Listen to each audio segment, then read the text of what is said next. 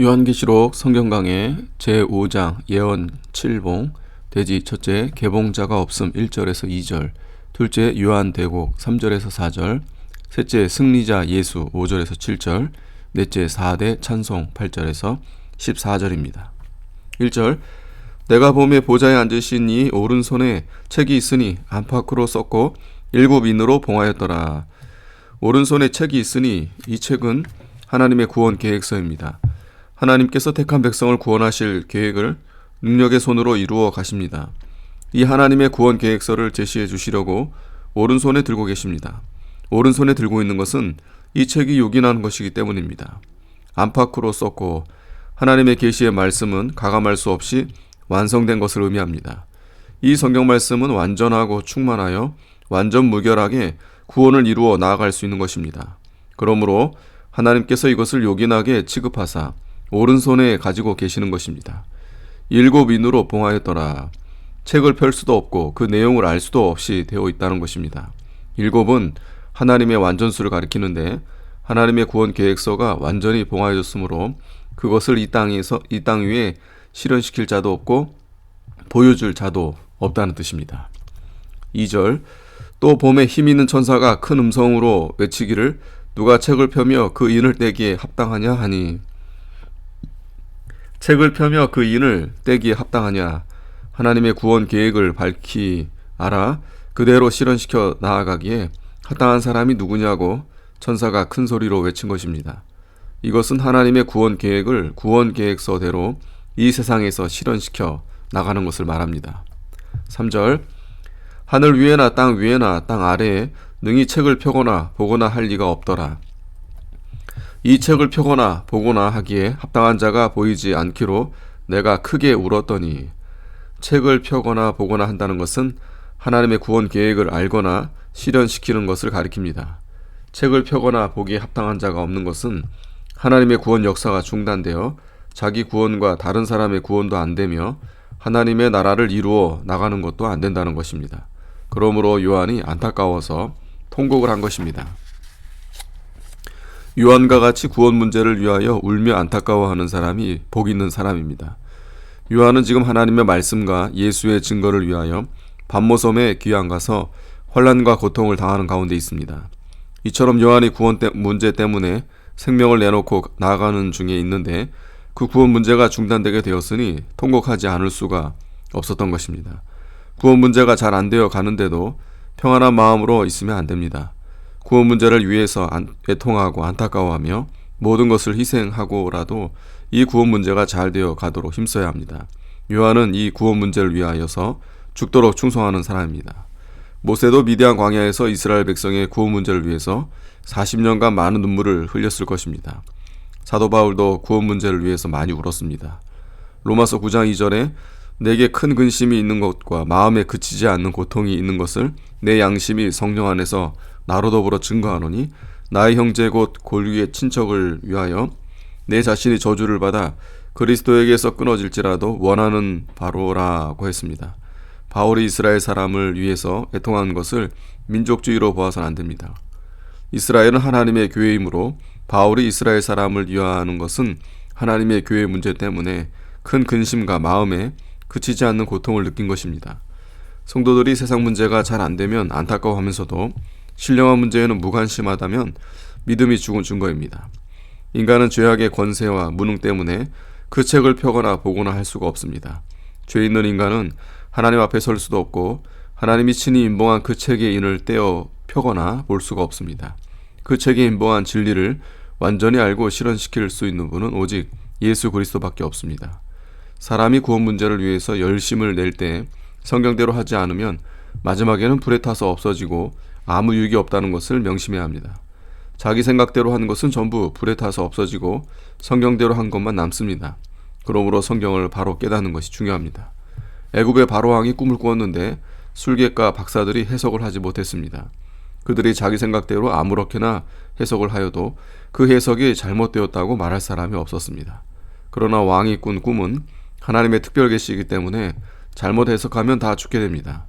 하나님의 특별 계시는 해석을 옳게 하여야 바른 대책을 세울 수가 있습니다. 당시에는 요셉이 하나님의 뜻을 밝히 깨달았으므로 그 꿈에 대한 해석을 바로하여 7년 흉년에 대한 대책도 바르게 세울 수가 있었습니다.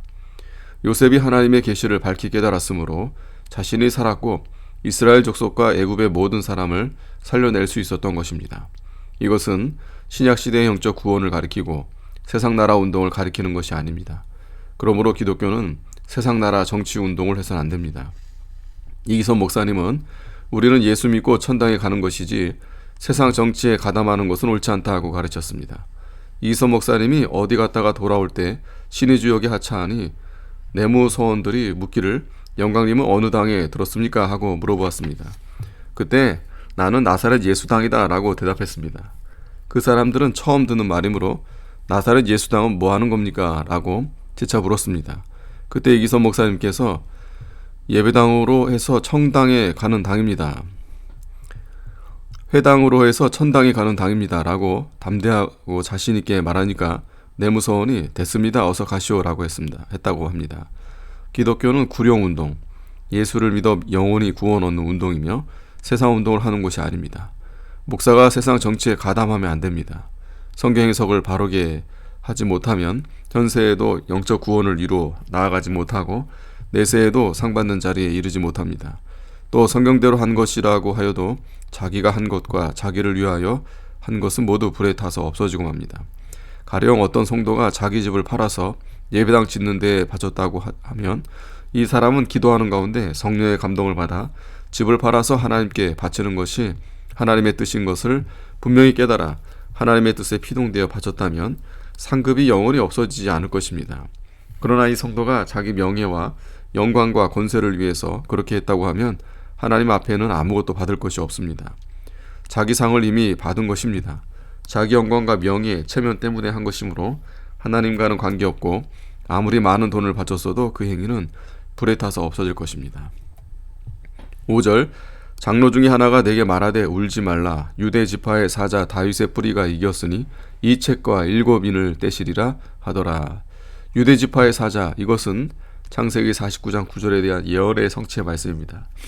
사자는 이기는 자의 표상이요 왕권을 가리키는데 예수 그리스도께서 왕권을 가지시고 유다 지파를 통하여 세상에 오셔서 세상의 모든 죄와 마귀의 세력들을 멸하실 것을 말합니다. 다윗의 뿌리는 다윗의 왕통을 계승하여 영적 왕으로 나오신 예수 그리스도를 가리킵니다. 이기었으니 이 예언의 말씀대로 예수 그리스도께서는 유다 지파 다윗의 왕통을 계승하여 세상에 오셨고 그 왕권을 가지시고 모든 것을 이기셨습니다. 예수님께서는 죄를 이기셨습니다. 마귀를 이기시고 세상을 이기시고 음부의 권세를 이기시고 사망을 이기셨습니다. 예수 그리스도께서 십자가에 못 박히심으로 이러한 것들을 다 이겨서 완전 승리한 것입니다. 그러므로 예수님께서 친히 하나님의 구원 계획을 실현시키시고 그 내용을 우리에게 전부 계시해 주셔서 우리가 하나님의 구원 계획에 참여할 수 있게 되었습니다. 6절 내가 또 보니 보좌와 네 생물과 장로들 사이에 어린 양이 섰는데 일찍 죽임을 당한 것 같더라. 7뿔과 7눈이 있으니 이 눈은 온 땅에 보내심을 입은 하나님의 7영이더라. 어린 양은 예수님을 가리킵니다. 예수님께서 우리 죄를 위한 희생의 제물이 되어 십자가에 못 박혀 죽으시고 우리를 죄에서 속량하여 구원 계획을 성취하셨기 때문에 어린 양이라고 했습니다. 7뿔, 7은 완전수입니다. 뿔은 권세와 능력을 상징합니다. 예수님께서 만능의 권세를 가지시고 죄와 사망의 권세를 다 이기셨습니다.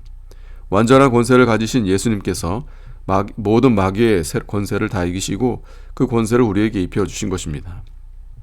그러므로 아무리 어려운 시험이 성도에게 닥쳐오더라도 예수님이 이미 이기셨으므로 우리도 주님의 권능을, 능력을 힘입어 능히 이길 수가 있습니다.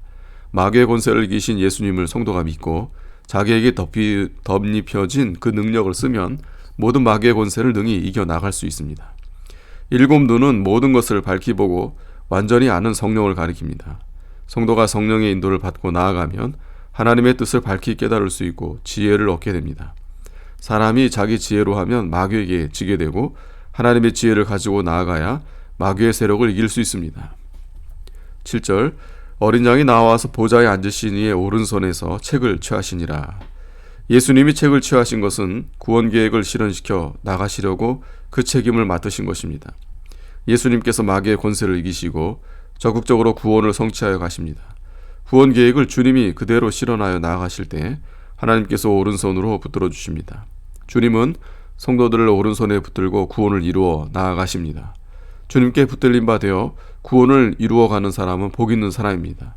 예수님이 성도를 붙드시고 하나님께서 예정하여 놓으신 구원 계획을 실현하여 나가시는데 거기에 바로 이용당하여야 복이 있습니다. 말씀을 배우는 데 그치지 말고 그 말씀대로 이루어 나아가며 말씀에 이용당하는 자가 복이 있습니다. 하나님께서 친히 다 이루어 나아가심으로 성도는 전심전력을 다 기울여 자기 십자가를 지고 하나님께 이용만 당하여 따라가면 됩니다. 하나님께서는 인도하지 않는데 자기 주장대로 가면 안 됩니다.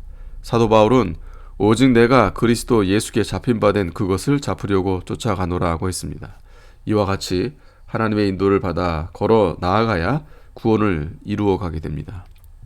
8절 책을 취하심에 네 생물과 24장로들이 어린 양 앞에 엎드려 각각 검은고와 향이 가득한 금 대접을 가졌으니 이 향은 성도의 기도들이라. 네 생물은 천사를 가리키고 24장로는 구속받은 성도들의 대표인데 이들이 예수님의 구속의 은혜가 너무 감사해서 그 앞에 엎드린 것입니다. 향이 가득한 금 대접, 향은 성도의 기도입니다. 성도의 기도는 하나님께 향과 같이 상달되는 것입니다.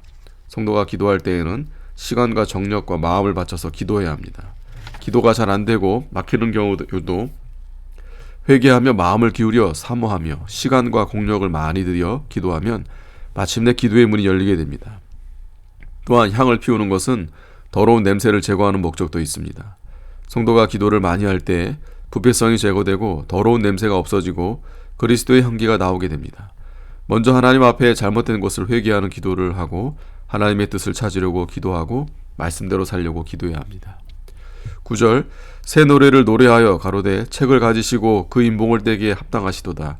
일찍 죽임을 당하사 각 족속과 방언과 백성과 나라 가운데서 사람들을 피로 사서 하나님께 드리시고 저희로 우리 하나님 앞에서 나라와 제사장을 삼으셨으니 저희가 땅에서 왕노릇하리로다 하더라. 새 노래를 노래하여 심령이 새롭게 되어 하나님을 찬양하는 노래가 새 노래입니다. 새로 작시를 하고 작곡한 것이 새 노래가 아니고 성도의 심령이 새롭게 되어서 새 생명의 역사가 있을 때 늘 부르던 찬송을 불러도 새 노래가 됩니다. 주님을 찬양한 내용은 첫째, 책을 가지시고 인봉을 떼기 합당한 이라고 했습니다.